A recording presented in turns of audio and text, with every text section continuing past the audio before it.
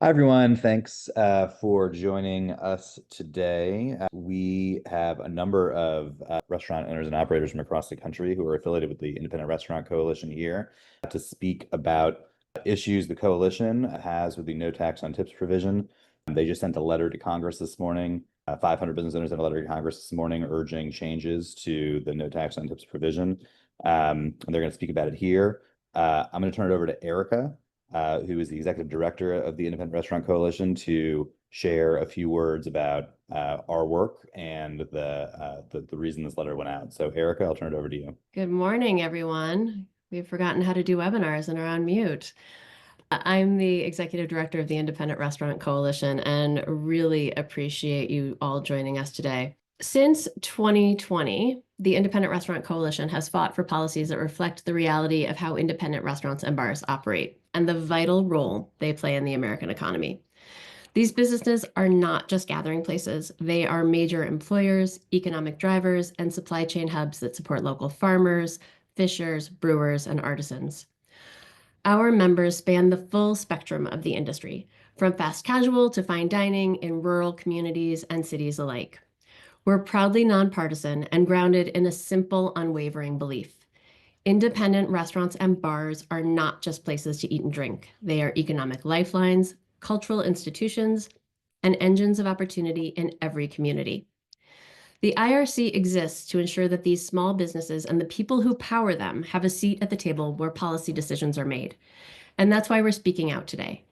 Congress has a chance to promote meaningful tax relief to restaurant workers across the country. And right now, the proposal on the table falls terribly short. If Congress truly wants to help restaurant workers, they must expand this tax relief to include service charges, a tool that many independent restaurants use to pay their entire team fairly. I'd like to introduce you today to some of the people on the front lines of this issue. First, you'll hear from Chidi Kumar, chef and restaurateur in North Carolina and the vice president of the Independent Restaurant Coalition Board. Then we'll hear from Chef Mike Haskett in South Dakota. After that, you'll meet Chef Eli Sussman in New York City. And finally, we'll hear from George Scandalos, who owns 2 businesses in Moscow, Idaho. Together, the stories you'll hear from these 4 represent thousands of others across the country, and the message is really quite clear. Fair tax policy should benefit the whole team, and it absolutely cannot stop at the kitchen door. Thanks again for joining us today, and I'll hand this off to Chidi Kumar. Hey everyone, nice to be here and talk about this really important issue and this important development. I'm fortunate enough to be a chef in North Carolina, where we have an abundance of farmers and great purveyors. And here in central North Carolina, we straddle the line of urban and rural. So there's a lot of advantages in sourcing, but our staffing can be really difficult. Our labor pool is really tight, and we have a lot of great restaurants in a not very densely populated area. My personal experience with, labor models since the pandemic, we've tried a few different labor models in our restaurants and bars. But, we did a service charge for a little while, but unfortunately we found that tipping is kind of ingrained in the culture of eating out here in this area. And, we struggle to explain service charges, although that's where, I would like our restaurants to go in that direction. And, because I've always felt like there was a disconnect between guest-facing staff simultaneously making the sub-minimum wage, which the federal minimum wage is already unlivable, but to pay somebody to something an hour really feels like, you don't really care about them, you're not investing in them, but yet they walk home oftentimes on a busy night with hundreds of dollars in their pocket. And then you have a cook who might have put in a much longer day. They might be busy, they might be slow, whatever. They don't have any connection with the ebbs and flows of our volume. So if it's a busy night, they're not making any more money. And in a lot of states, it's illegal, even if you pay your service staff above the federal minimum wage, you can't tip pool and share tips with the cooks. So it really puts restaurant owners in a precarious position of not being able to pay people what we feel like they're worth. Our margins are always really tight. The average profit center for a restaurant of my, designation, an independent restaurant, is between 3 and 6%. So, a lot of people say, well, just pay your people livable wage. Well, how?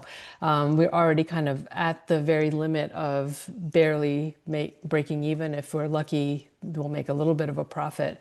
So when this conversation about no tax on tips came up during the campaign, it was an interesting opportunity. And I think it's a window that allows us to examine all the various ways that we might actually be able to fix some of the discrepancies in how we pay the various jobs that people hold in our restaurants, and also maybe allow restaurants to choose the kind of labor model that we feel most aligns with our ethics and our values and, the missions of our restaurants, which are very important to people like me. We could utilize service charges to actually be able to sustain what we believe is a more equitable pay structure. A lot of restaurant operators recognize the deep historical issues with tip systems, which originated in this country post-Civil War in the Jim Crow era. And I think we all know that there are numerous studies that show all the problems with tipping, discrimination, harassment, et cetera. But we're not here to try to tell operators how to run their business, how to structure their labor. We just see an opportunity here to fix a whole host of issues with our labor. But unfortunately, this legislation is maybe well intended, but what it's going to do is widen the gap amongst the people on our teams and create new problems. So what are these issues? First, like I said, if your back of house is not being tipped, which most, I'd say 95% of kitchens in independent restaurants don't have a tip share that includes the cooks in the kitchen. So now not only are the cooks making less money, because historically they always have, than the servers, now the servers are going to get an extra advantage and not have any tax on their tips. So this is a personal experience for me. I started cooking because I love to cook, but I was also a touring musician. And when I was cooking, I asked for a 50-cent raise. I was making $9.50 an hour at the time. And they said no. And so I was like, well, can I start bartending instead? Because that's where the money was. And I really kind of put my cooking career on hold just to be able to make a little bit more money, or quite a bit more money. And I'm not alone in that experience. And I hate for us to continue to lose motivated people who really love to cook and it's their passion, but they get punished for it by just choosing that dream of theirs. And we're trying to build careers, and this does not really help us in that endeavor. So this disincentivizes people to continue cooking. And there's another detail in this plan that is a limit of 3 years. So you have 3 years of tax relief for people who earn tips, and then it goes away. So that's not really, we can't plan our future. We can't structure our businesses on this kind of fluctuation. 3 years of relief isn't enough. What happens in 3 years? We're going to have like a compounded, simultaneous breakdown of a labor model that we're going to get kind of used to. So that really creates a lot of insecurity in our future. And the other issue that I think people like me who operate independent restaurants is, like I said, we're trying to build careers, and it's already difficult to have people go from an hourly role to management, because oftentimes in the entry-level management positions in restaurants, you do take a pay cut if you're making tips. And this is not really going to help with that. It's going to make it even harder. So I would say that, I'm really glad that we're able to have this conversation. Anything that helps people in our industry, the people who work every day really hard to put food on restaurant tables and create memorable experiences, I'm all for helping anybody with that. But if we're going to do that, let's do it right and make sure that this gives the opportunity for everybody in the industry to benefit, and for restaurant operators to have a choice in how they structure their own businesses. I really hope that Congress will listen to us and put some much needed edits into this legislation. Thanks so much. And I'm going to pass it on to who's going next. I think it's Eli. Yeah. Okay, he's on the line this morning, so we'll give him a second to come off of mute. Mike, are Yeah. you able to join us? Mike's working the fry station, I think. There he is. Good morning, you guys. Thank you for joining us and highlighting this important topic. I'm making a crepe at the moment. There we are. But I have to join you guys on Zoom today because I am short-staffed. I don't have enough cooks in the kitchen to do the things that I need to do as a restaurant owner. And so here I am trying to do my activism, my lobbying for a better work climate while preparing food for my guests.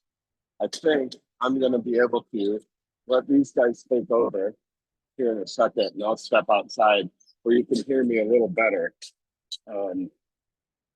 But I think to kind of piggyback on what Chidi was saying, I without repeating a lot of it, one thing that comes to mind for me is that, like, in this industry, so many servers are women, people of color, somewhat, less advantaged people, and like their tips. Again, I see that it is well intentioned to not do taxes on tips, but so often, those people in those positions in the less busy restaurants, they rely on those tips. They're not tipped as well, than places that like mine that the servers do really well. I think again, it's important. I think that, like, in a restaurant like mine, I'm very lucky that we're like in a downtown spot. We're kind of the hip local joint. We have lots of like high-end people from the downtown Sioux Falls area coming here, and my servers do really well here.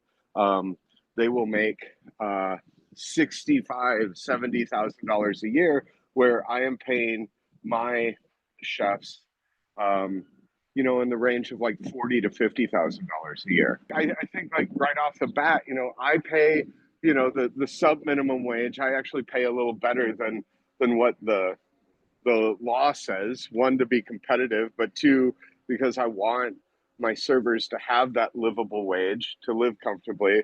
And luckily, because we are such a great place to be a server, we've had very low turnover at my restaurant. My servers do really well. Again, like $65,000 to $70,000 a year, which I think that's awesome. They make more money than I do. But my cooks, who make, again, like, between $35,000 to $50,000 a year, my head chef makes $50,000 a year.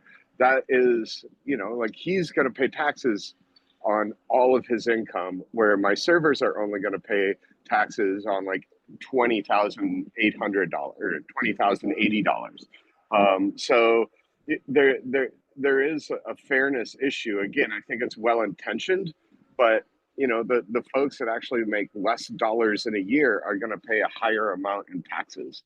And that, like, having been a cook my whole like career, I never really worked front of house. I like how Chidi said that she stopped cooking to be a bartender because that is where the money at, and that's true.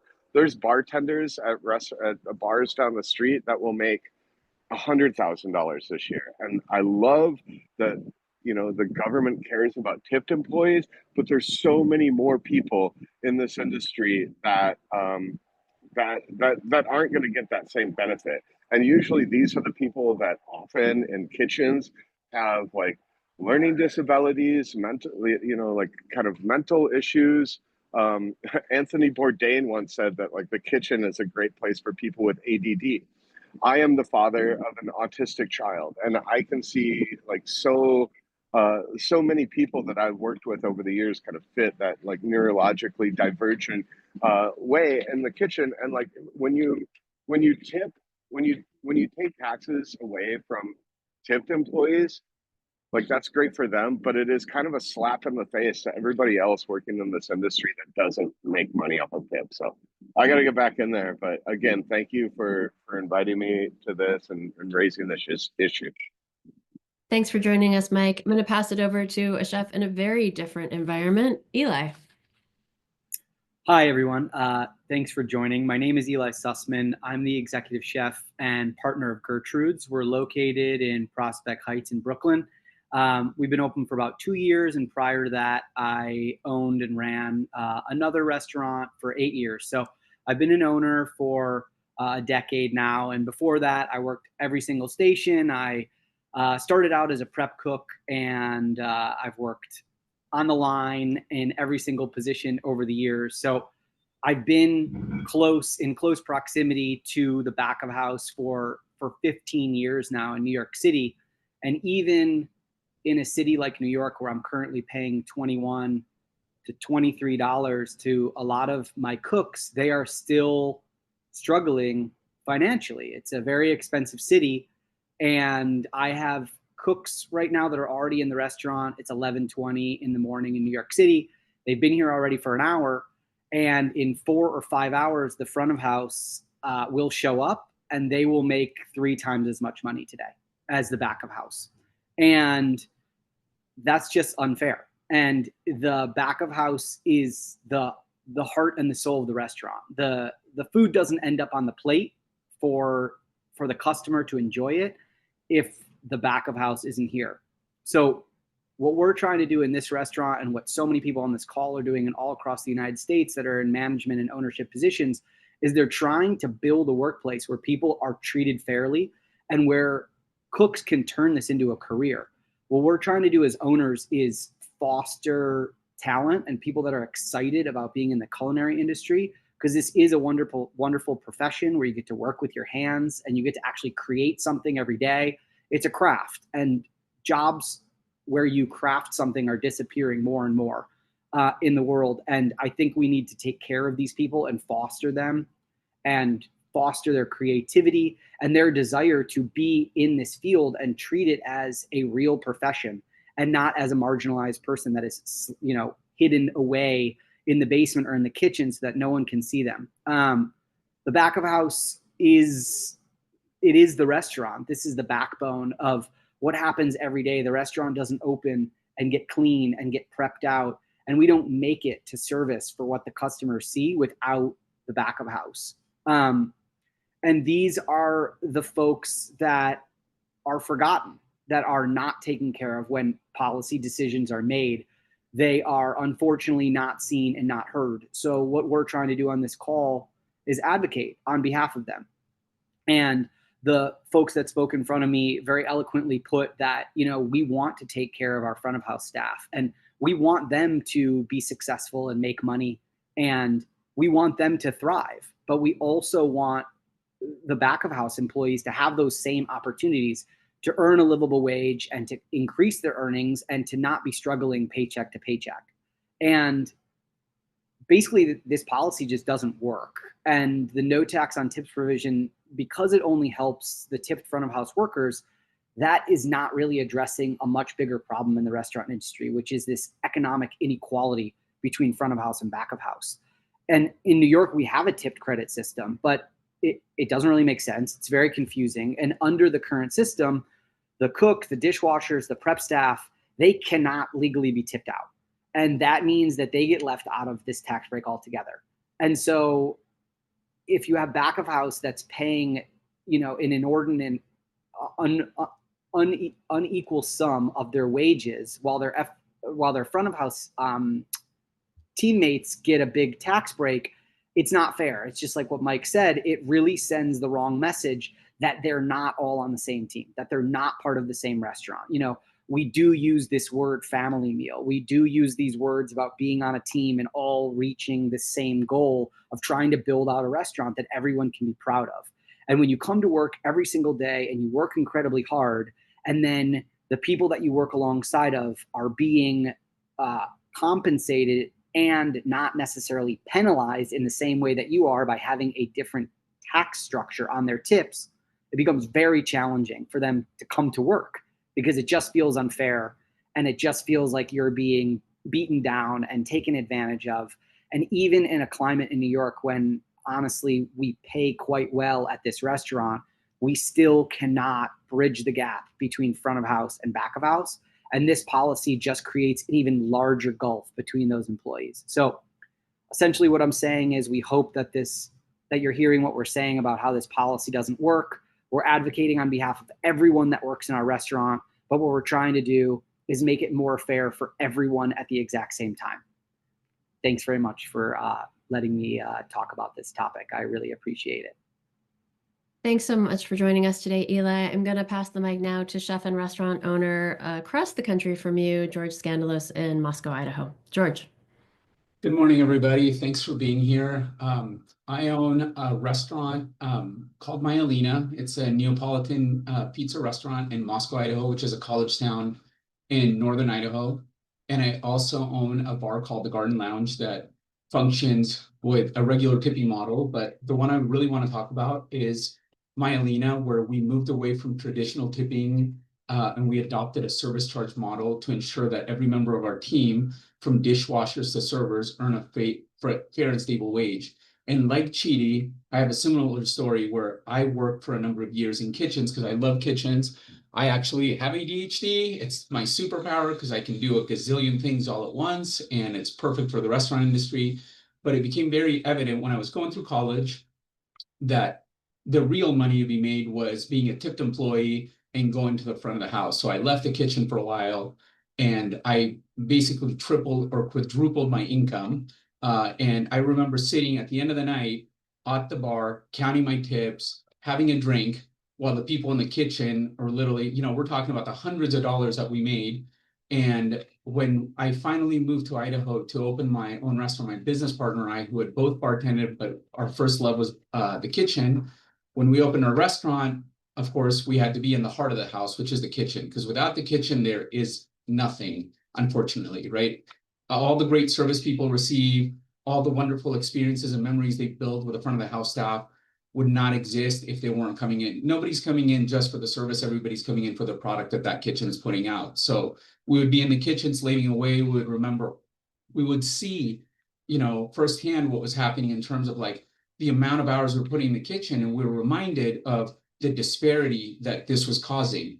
And so we eventually decided to just go to a service charge model where we, in order to be able to do that in our state, we had to pay full federal minimum wage, so we couldn't take the tip credit. So already that puts us at a disadvantage. Like Chidi mentioned, profit margins in restaurants are not very high.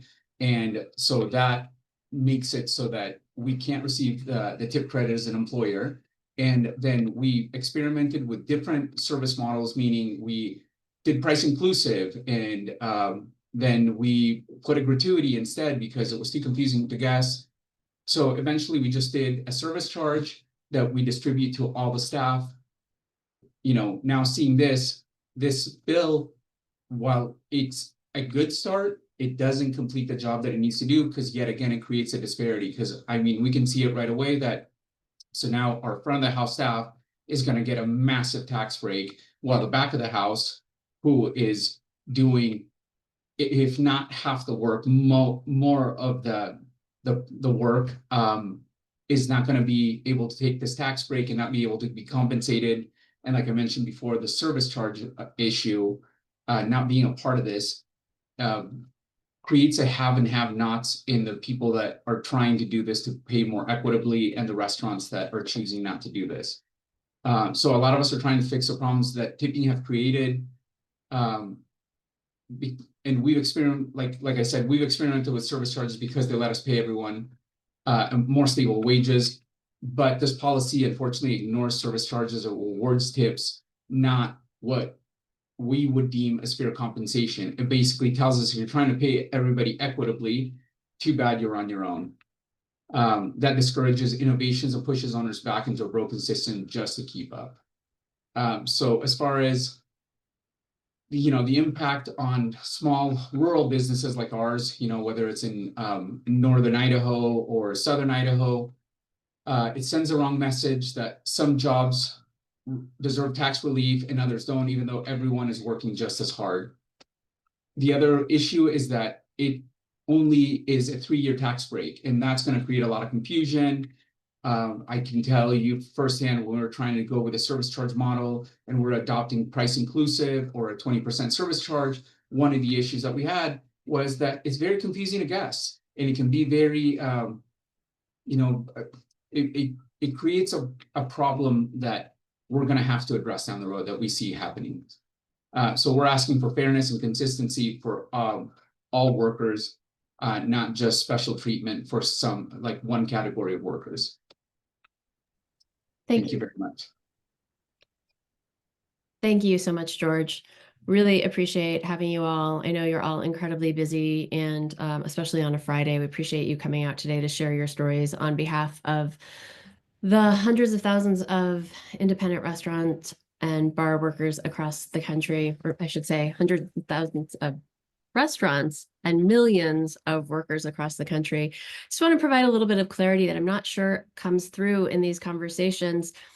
This problem of tip pooling is not something that individual owners can change. This is all based on the FLSA. So the federal labor laws dictate who can receive tips. And some states have different policies. Those policies also change based on wage paid. But in general, the federal law says if you are not customer facing, you cannot receive a tip. So the no tax on tips provision creates a real problem here. It leaves out the back of house staff, as you've heard, dishwashers, line cooks, porters, prep workers, who are just as critical to restaurants. And at this point, nearly 600 restaurant owners and employees across the country in 47 states have signed our letter to Congress asking for this help. And we're really hoping that Congress makes the right move and includes service charges, giving restaurants the tools they need to take care of their teams.